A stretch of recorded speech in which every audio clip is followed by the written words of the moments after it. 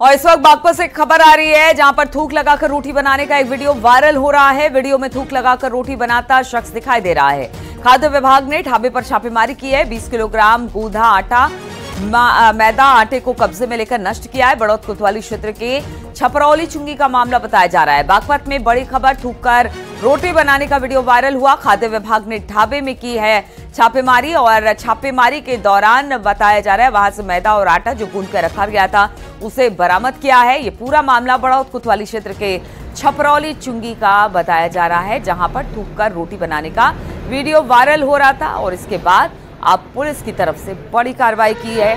यहां पर छापा मारा गया है, यहां से जो आटा था उसे अपने कब्जे में लिया है और साथ ही अब कार्रवाई की बात की जा रही है। तो खाद्य विभाग ने ढाबे में छापेमारी की है जहां से उसे कुछ चीजें मिली जिसे उसे अपने कब्जे में लिया।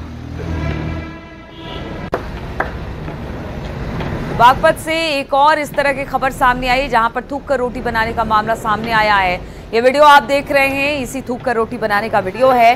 वीडियो में थूक कर रोटी बनाता हुआ शख्स दिखाई दे रहा है। खाद्य विभाग ने अब इस सूचना पर ढाबे पर छापेमारी की। यहाँ पर 20 किलोग्राम गूंथा मैदा आटे को कब्जे में लेकर नष्ट किया। बड़ौत कोतवाली क्षेत्र के छपरौली चुंगी का मामला है। जो वीडियो सामने आया उसमें साफ तौर से दिख रहा है कि किस तरह से थूक कर रोटी बनाई जा रही है। ये कोई पहला मामला नहीं है, इस तरह से कई मामले पिछले दिनों उत्तर प्रदेश और उत्तराखंड में देखने को मिले हैं और अब ये मामला बागपत में सामने आया जहां पर इस तरह से थूक कर रोटी बनाने का मामला सामने आया। इसके बाद खाद्य विभाग की टीम इस दुकान पर पहुंची है और यहां से जो गूंधा मैदा था उसे जब्त किया है। 20 किलो बताया जा रहा है जिसे बाद में उसे नष्ट किया गया है और अब ये पूरे मामले में कार्रवाई की बात हो रही है। तो बड़ौत कोतवाली क्षेत्र के छपरौली चुंगी का ये मामला बताया जा रहा है।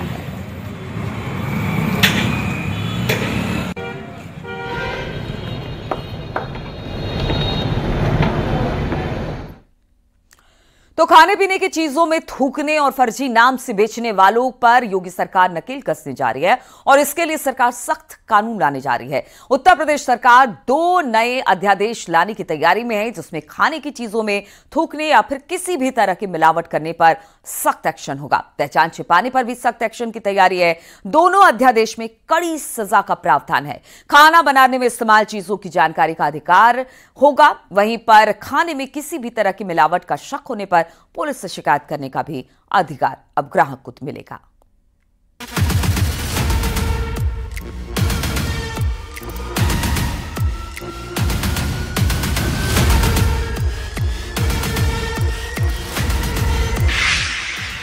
यूपी में योगी आदित्यनाथ सरकार 2 नए अध्यादेश लाने की तैयारी में है।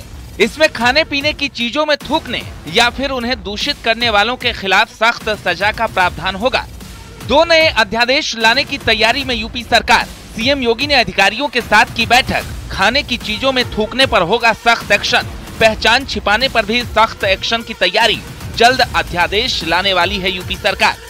नए कानून में ग्राहक को यह अधिकार भी मिलेगा कि वो होटल या रेस्टोरेंट में ये पूछ सकते हैं कि उन्हें जो परोसा गया है उसे बनाने में क्या क्या इस्तेमाल किया गया है। सीएम योगी ने अपने आवास पर दोनों अध्यादेश के मसौदे पर गृह विधि एवं न्याय, संसदीय कार्य और खाद्य एवं रसद आपूर्ति विभाग के अधिकारियों के साथ बैठक की। नए कानून के तहत खाने पीने के सामान में थूक, पेशाब या अन्य अवांछित तत्वों की मिलावट रोकने के लिए सख्त सजा का प्रावधान होगा। अधिकारियों के साथ बैठक के बाद मुख्यमंत्री योगी आदित्यनाथ ने एक्स पर लिखा, खाने की चीजों में गंदी चीजों की मिलावट असभ्य और अमानवीय आचरण, स्वास्थ्य पर गंभीर असर डालने और सामाजिक सौहार्द बिगाड़ने की कोशिश, ऐसे गलत कामों को कतई स्वीकार नहीं किया जा सकता। खाने में सामान की पवित्रता बनाए रखने के लिए कठोर कानून लाए जाएंगे।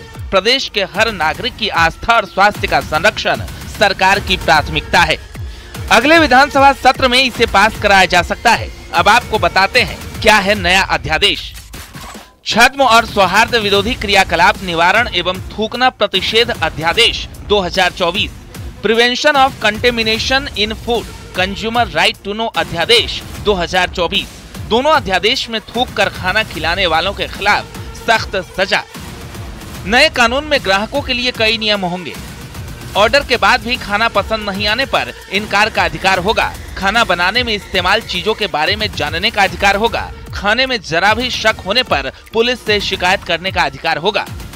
नए अध्यादेश को लेकर यूपी के डिप्टी सीएम ब्रजेश पाठक ने कहा कि खाने में थूकने और मिलावट के वीडियो सामने आने के बाद सरकार फूड सिक्योरिटी को लेकर एक्शन की तैयारी में है। फूड सिक्योरिटी को लेकर के हमारी सरकार ये सुनिश्चित करना चाहती है कि लोगों को शुद्ध खाद्य सामग्री उपलब्ध हो।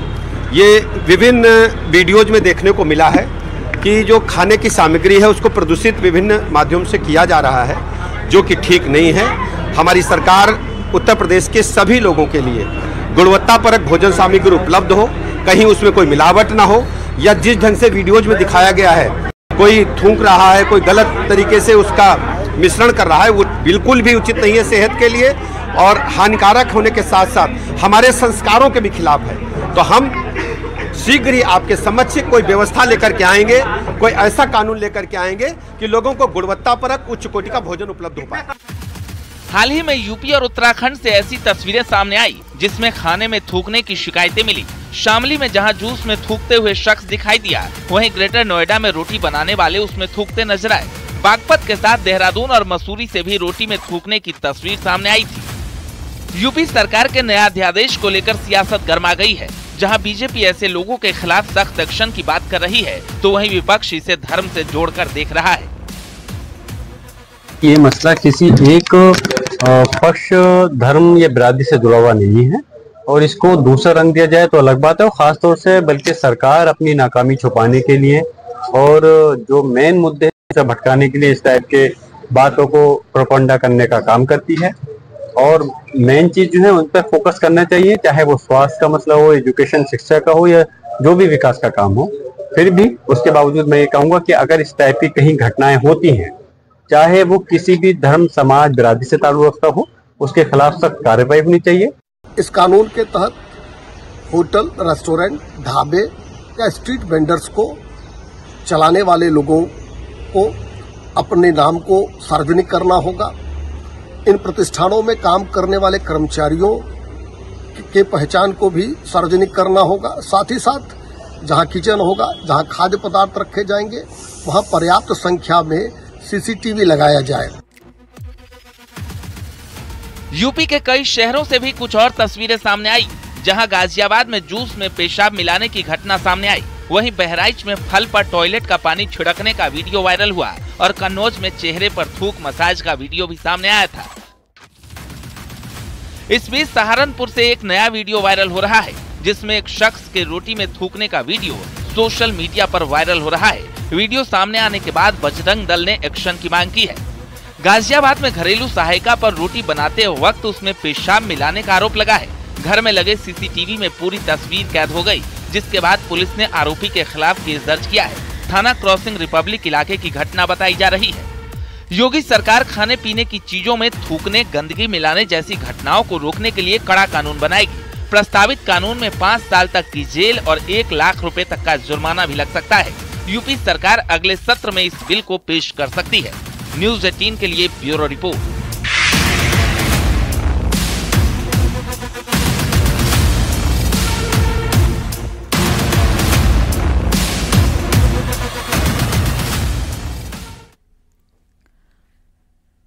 और अयोध्या के राम मंदिर में रामलला के विराजने के बाद पहली बार भव्य दीपोत्सव होने वाला है, जिसके लिए बड़ी तैयारी चल रही है। देखिए जरा क्या तैयारी है वहां पर।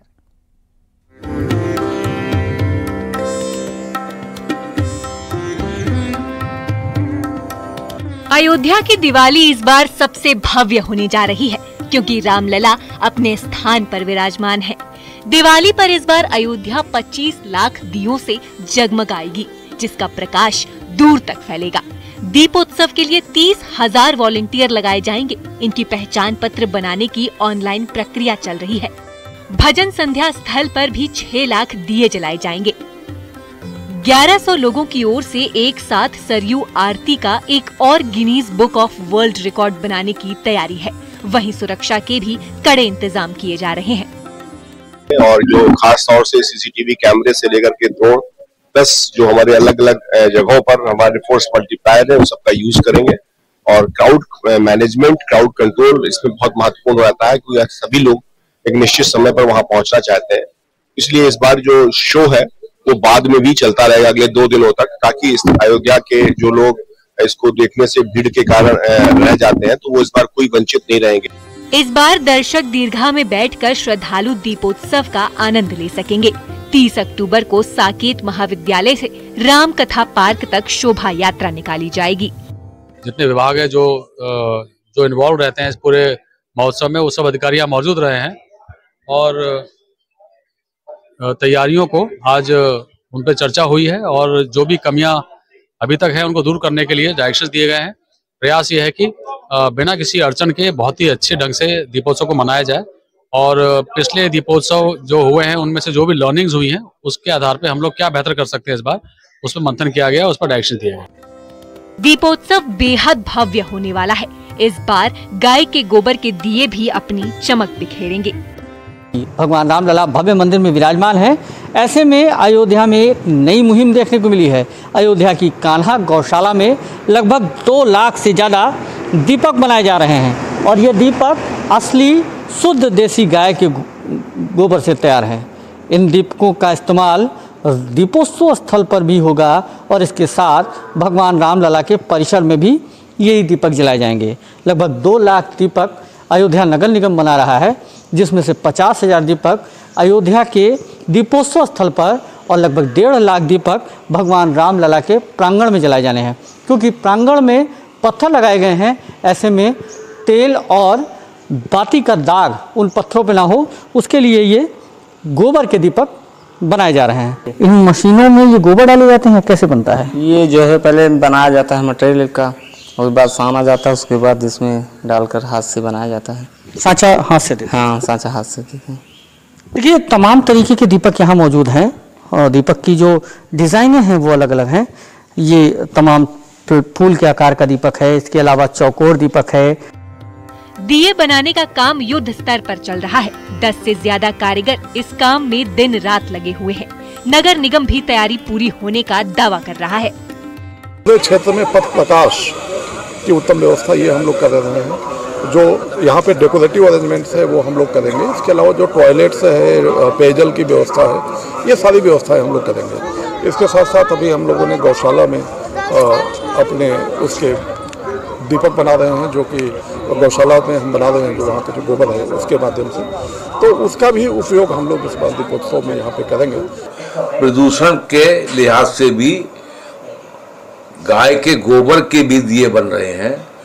जितने वो उपलब्ध हो जाएंगे उतने उनको प्रयोग किया जाएगा, बाकी फिर और दीपक जो हैं वो इस्तेमाल होंगे और अधिक से अधिक उल्लास के साथ और खूबसूरती के साथ मंदिर को सजाया जाएगा। सरयू नित्य आरती के अध्यक्ष महंत शशिकांत दास की प्रक्रिया भी सामने आई। उन्होंने इसे सौभाग्य से जोड़ा। गौ माता के गोबर से बने हुए दीपक जगमगाएंगे तो निश्चित रूप से आभार प्रकट करते हैं हम ट्रस्ट के पदाधिकारियों का, नगर निगम अयोध्या का और उत्तर प्रदेश सरकार का। रामनगरी में दीपोत्सव को भव्य बनाने के लिए कोई कसर नहीं छोड़ी जा रही है। उस दिन पूरी दुनिया की नजर अयोध्या पर टिकी रहेंगी। अयोध्या से न्यूज़ 18 के लिए केबी शुक्ला के साथ निमिष गोस्वामी की रिपोर्ट।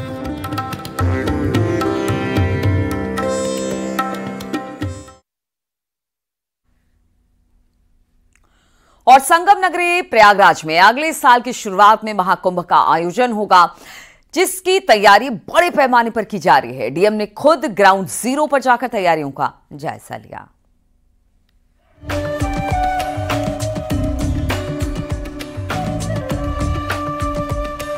संगम की धरती पर अगले साल 13 जनवरी से 26 फरवरी के बीच महाकुंभ का आयोजन होने जा रहा है, जिसका बेसब्री से इंतजार हो रहा है। अभी हाल ही में सीएम योगी ने प्रयागराज का दौरा किया था। सीएम के निर्देश के बाद जल्द ही निर्माण कार्य पूरे करने की बात की जा रही है।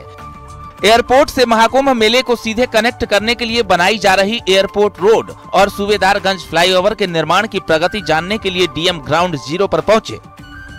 अपनी पूरी टीम के साथ में हमारे साथ में सीपीएम साथ भी हैं, सेतु निगम की तरफ से प्रोजेक्ट मैनेजर भी हैं और हमारे जो अधिकारीगण हैं पीडब्ल्यूडी के एक्शन भी हैं। तो अलग अलग प्रोजेक्ट का निरीक्षण करने के लिए हम लोग निकले हैं और लगातार जैसा माननीय मुख्यमंत्री जी ने निर्देश दिए थे, कुंभ से पहले 10 दिसंबर तक मैक्सिमम जितने भी हमारे अभी जो कार्य चल रहे हैं, बड़े प्रोजेक्ट चल रहे हैं, वो कंप्लीट हो जाने चाहिए।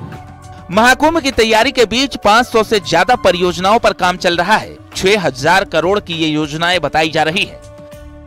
उसमें हमारा जो महत्वपूर्ण प्रोजेक्ट है वो हमारा एयरपोर्ट रोड और सूबेदारगंज का ब्रिज है और बहुत तेज़ी से उस पर काम चल रहा है। अभी लगभग 36 पिलर्स में बनने थे, उसमें वो सब उनका काम कंप्लीट कर लिया गया। आरी बॉल का काम अभी हो रहा है और उसके बाद में रोटरी डेवलपमेंट और रोड की वाइटिंग एंड ब्यूटिफिकेशन का काम भी हमारा प्रस्तावित है, जिसमें PWD PDA को वो मूल रूप से करना है। सेतु निगम के पोर्शन की जितनी है एडवांस तैयारी हम लोगों ने मटेरियल को लेके, मैन पावर को लेके आगामी त्योहारों के दृष्टिगत कर ली है। महाकुंभ में हवाई मार्ग से आने वाले श्रद्धालुओं को सुविधा मिलेगी, वहीं कौशाम्बी से आने वाले लोगों को भी सहूलियत होगी। महाकुंभ के दौरान सुरक्षा के कड़े इंतजाम किए जाएंगे। सुरक्षित महाकुंभ कराने की जिम्मेदारी यूपी पुलिस के कंधों पर है। महाकुंभ के लिए दूसरे जिलों से 30,000 पुलिस फोर्स की डिमांड की गई है। महाकुंभ की सुरक्षा में तैनात होने वाले पुलिस कर्मियों की ट्रेनिंग शुरू कर दी गई है। इस ट्रेनिंग में इन्हें जहां मेले की भौगोलिक स्थिति की जानकारी दी जा रही है, वहीं इनकी स्किल ट्रेनिंग भी कराई जा रही है। स्किल ट्रेनिंग का मतलब है कि किस तरह से उन्हें यहां आने वाले श्रद्धालुओं और पर्यटकों से व्यवहार करना है, किस तरह से उन्हें गाइड करना है और उनकी मददगार की भूमिका में रखना है। इसके लिए पुलिस ने ऐसे तमाम पुलिसकर्मियों की डिमांड की थी जो कि पहले माघ मेले या कुंभ मेले में ड्यूटी कर चुके हों, इसके साथ साथ उन्हें मेले का अनुभव हो और अगर वो बहुभाषी हों, एक से ज़्यादा भाषाएं जानते हों, उनको प्राथमिकता दी गई है। ये जो समस्त पुलिस बल है हमारा यहाँ और कमिश्नरेट मिलाकर के लगभग 20,000 पुलिसकर्मी हैं, लगभग 10,000 होमगार्ड्स होंगे, साथ ही साथ भारी संख्या में पैरामिलिट्री फोर्स PSC होगी, सिविल डिफेंस PRD, इन सब का भी योगदान वॉलंटियर्स का लिया जाएगा। इस समय हमने लगभग 10% फोर्स मंगा लिया है और जैसा आप देख रहे हैं ये हमारा संकल्प प्रशिक्षण हॉल है, इसमें उनको प्रशिक्षण दिया जा रहा है। महाकुंभ मेले में इस बार 56 थाने, 155 चौकियां और 56 फायर स्टेशन बनाए जाएंगे। 1900 हेक्टेयर में पार्किंग बनाई जा रही है। प्लान्स के बारे में बताएंगे, आपदा के बारे में बताएंगे और भी जो हमने विभिन्न स्कीम्स बना रखी हैं इस पर्व को सकुशल कराने के लिए, उससे इनको वाकिफ किया जाएगा। एक महत्वपूर्ण बात यह है कि चूँकि ये समय काफ़ी समय से पहले आ गए हैं, तो जो हमारा आने वाला पुलिस बल है उसको भी ये लोग सिखा पाएँ, इसके लिए भी इन्हें ट्रेन किया जाएगा। इन्हें जो है जो आउटडोर है उसमें इनको समस्त जो मेला क्षेत्र है उसका भ्रमण कराया जाएगा, ताकि जो प्रत्येक हमारी रोड्स हैं, जो स्नान के घाट हैं, इन सब का इन्हें ज्ञान रहे, ताकि ये स्वयं भीगे रहें और आगे भी जो हमारी फोर्स आएगी उसको भीगे कराएं। दुनिया के सबसे बड़े धार्मिक और आध्यात्मिक मेले महाकुंभ में सभी 13 अखाड़े पेशवाई निकालकर छावनी में प्रवेश करेंगे। किन्नर अखाड़ा भी पूरी दिव्यता और भव्यता के साथ प्रवेश करेगा और प्रमुख स्नान पर्वों पर अमृत स्नान भी करेगा। शिवरात्रि फरवरी तक ये महाकुंभ का पर्व चलेगा। किन्नर अखाड़ा अपना विस्तार अलग अलग महामंडलेश्वर, थानापति, महंत, श्री महंत नियुक्त करेगा और अपना विस्तार करेगा। तो इस तरह महाकुंभ की तैयारियों ने पूरी तरह जोर पकड़ लिया है। प्रयागराज से न्यूज़ 18 के लिए सर्वेश दुबे की रिपोर्ट।